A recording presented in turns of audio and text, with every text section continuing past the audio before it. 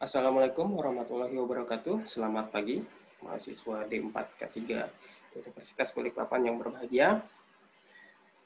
Saya harap Anda semua dalam keadaan sehat dimanapun saat ini berada di masa pandemi seperti ini. Hari ini kita lanjutkan pertemuan ketiga video pembelajaran untuk perkuliahan ergonomi dan penanganan material. Hari ini kita akan membahas tentang antropometri. Nah, istilah antropometri berasal dari kata anthropos, man, yang berarti manusia, kemudian metron, measure, yang berarti mengukur. Secara definitif, antropometri dapat dinyatakan sebagai suatu studi tentang pengukuran yang sistematis dari fisik tubuh manusia, terutama mengenai dimensi bentuk dan ukuran tubuh yang dapat dipergunakan dalam klasifikasi dan perbandingan antropologis. Menurut Sanders, McCormick, Thiessen, dan Pulat, antropometri adalah pengukuran dimensi tubuh atau karakteristik fisik tubuh lainnya yang relevan dengan desain tentang sesuatu yang dipakai oleh manusia. Ya.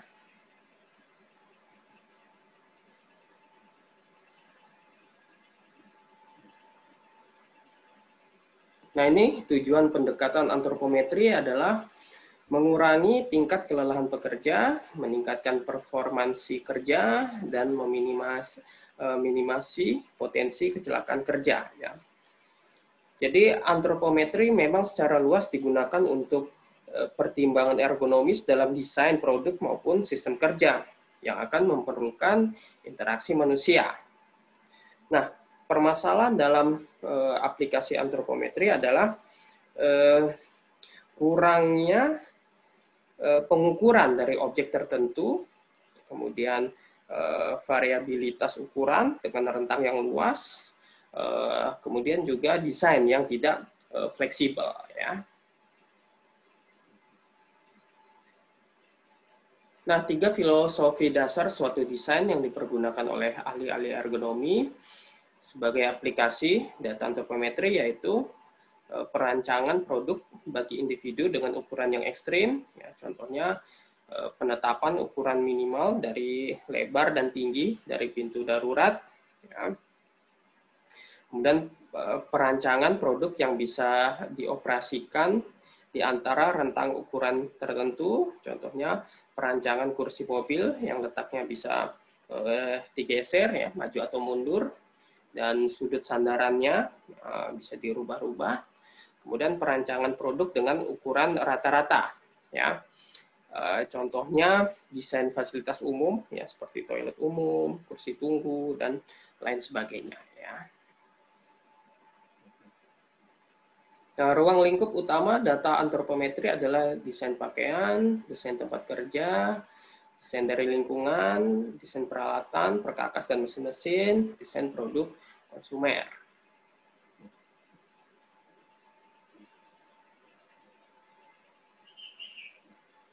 Nah, data antropometri yang diperoleh akan diaplikasikan secara luas antara lain dalam hal satu perancangan area kerja, ya, workstation, interior mobil, dan lain-lain.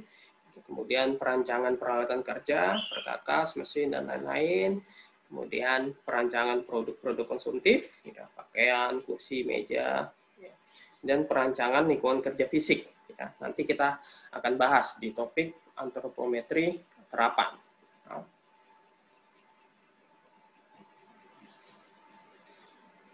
Nah, faktor-faktor yang mempengaruhi antropometri usia, ya, dimensi tubuh manusia itu akan tumbuh dan bertambah besar seiring dengan berkembangnya umur, ya, sejak awal kelahirannya sampai dengan umur sekitar 20 tahun untuk laki-laki dan 17 tahun untuk wanita.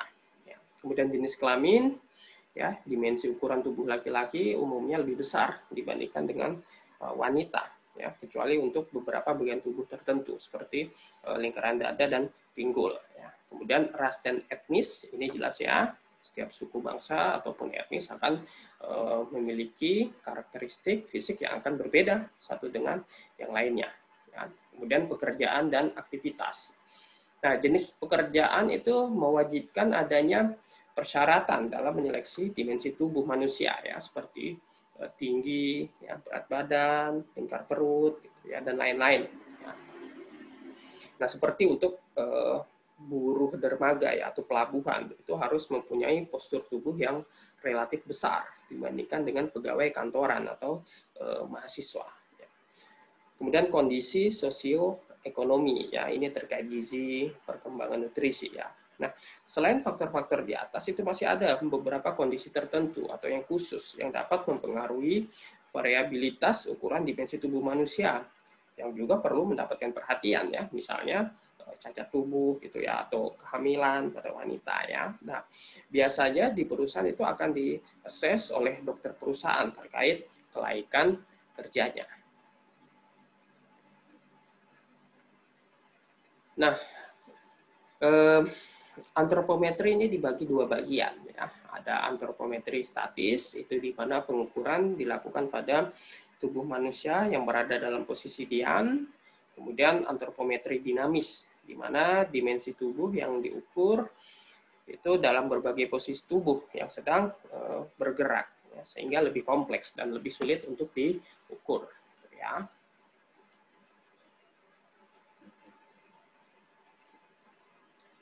Nah, antropometri statis, ya, dimensi yang diukur pada antropometri statis ini diambil secara linear atau lurus dan dilakukan pada permukaan tubuh. Nah, agar hasil pengukuran representatif, maka pengukuran harus dilakukan dengan metode tertentu ya, terhadap berbagai individu dan tubuh harus dalam keadaan diam ya. Contoh pengukuran antropometri statis, tinggi dan berat badan, tinggi siku, ya, tinggi siku duduk yang diukur dari tempat duduk, ukuran panjang, tinggi, lebar, tebal anggota tubuh tertentu, ya, jarak antara sendi-sendi segmen tubuh, massa tubuh, lingkar anggota tubuh, dimensi antropometri duduk dan berdiri, gitu ya, perbedaannya. Nanti akan kita lihat untuk postur dan keterangannya. Saya jelaskan nanti di slide berikutnya ya. Nah, antropometri dinamis dilakukan pada saat tubuh sedang melakukan aktivitas fisik. Ya, meliputi jangkauan lebar jalan, lalu lalang untuk orang yang sedang berjalan, pengukuran kisaran gerak untuk variasi sendi dan persendian, tenaga injak pada kaki, kekuatan jari menggenggam, dan lain-lain. Nah, terdapat 3 kelas pengukuran antropometri dinamis, yaitu 1. Pengukuran tingkat keterampilan sebagai pendekatan untuk mengerti keadaan mekanis dari suatu aktivitas. Ya, ini contohnya dalam mempelajari performa atlet. Ya. Kemudian kedua, pengukuran jangkauan ruangan yang dibutuhkan saat kerja. Kalau ini contohnya itu misalnya jangkauan dari gerakan tangan dan kaki efektif saat bekerja yang dilakukan dengan berdiri atau duduk. 3. Pengukuran variabilitas kerja. Ya, ini contohnya misalnya analisis kinematika dan kemampuan jari-jari tangan ya pada juru ketik gitu ya atau operator komputer.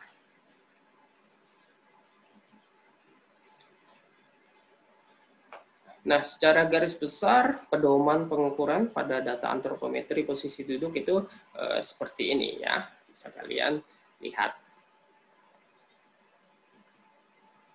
Nah, keterangan ini akan menjelaskan gambar nanti yang setelah slide ini ya.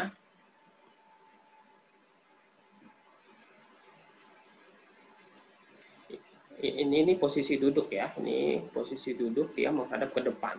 Nah, angka-angka ini tadi itu dijelaskan oleh keterangan yang di slide sebelumnya ya. Nanti bisa kalian lihat ya.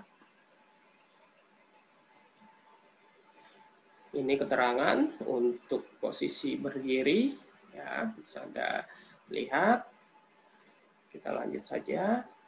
Ini untuk postur posisi berdirinya ya, bisa kalian sesuaikan nanti dengan keterangannya ya. Ini keterangan pengukuran jari tangan. Ya, bisa Anda lihat. Kita lanjut. Ini postur pengukuran jari tangan ya. Jadi kita bandingkan saja antara jari tangan Anda dan teman atau keluarga Anda, apakah ada perbedaan yang jauh ya, atau signifikan. Ini keterangan pengukuran jari kaki. Ini postur pengukuran kaki.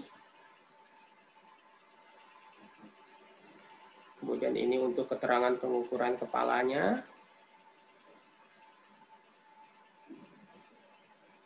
Nah, ini untuk postur pengukuran kepalanya ya, bisa kalian lihat gitu ya, untuk keterangan dan angkanya.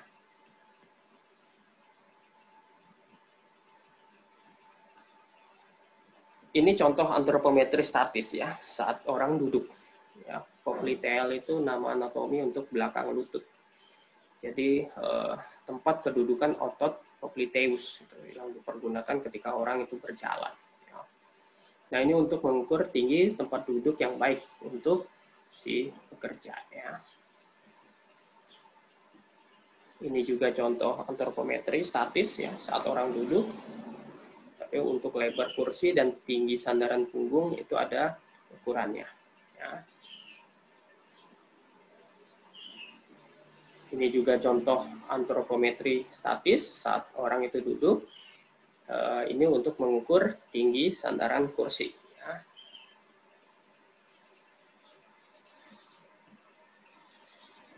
Nah, kalau ini contoh antropometri dinamis. Ya, jadi pengukuran jangkauan anatomi tubuh yang dibutuhkan saat bekerja. Ini contohnya jangkauan dari gerakan tangan dan kaki efektif ya saat bekerja. Ya, macam-macam. Ini bisa kalian lihat dari gambar slide ya.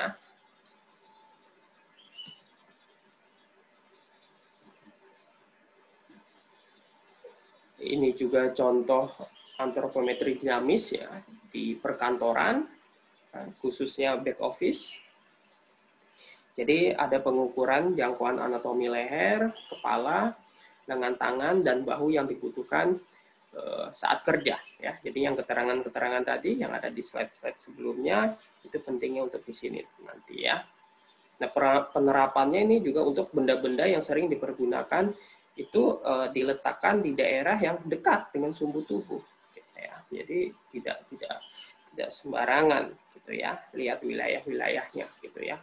Untuk benda-benda yang jarang dipergunakan itu bisa diletakkan di wilayah yang relatif jauh dari sumbu tubuh ya, supaya tidak menimbulkan kelelahan karena harus menjangkau yang jaraknya relatif jauh gitu ya, dari sumbu tubuh.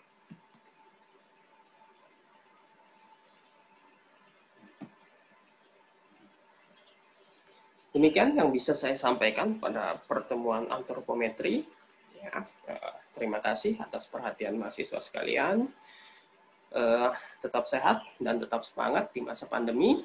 Jangan lupa untuk protokol kesehatan, jaga kebersihan tangan, pakai masker, jaga jarak, hindari kerumunan, kemudian juga tetap jaga kesehatan. Oh ya, dan jangan lupa untuk absensi online ya. Nanti sebagai bukti Anda hadir ya. Sampai jumpa di pertemuan berikutnya. Wabillahi taufiq wal hidayah. Wassalamualaikum warahmatullahi wabarakatuh.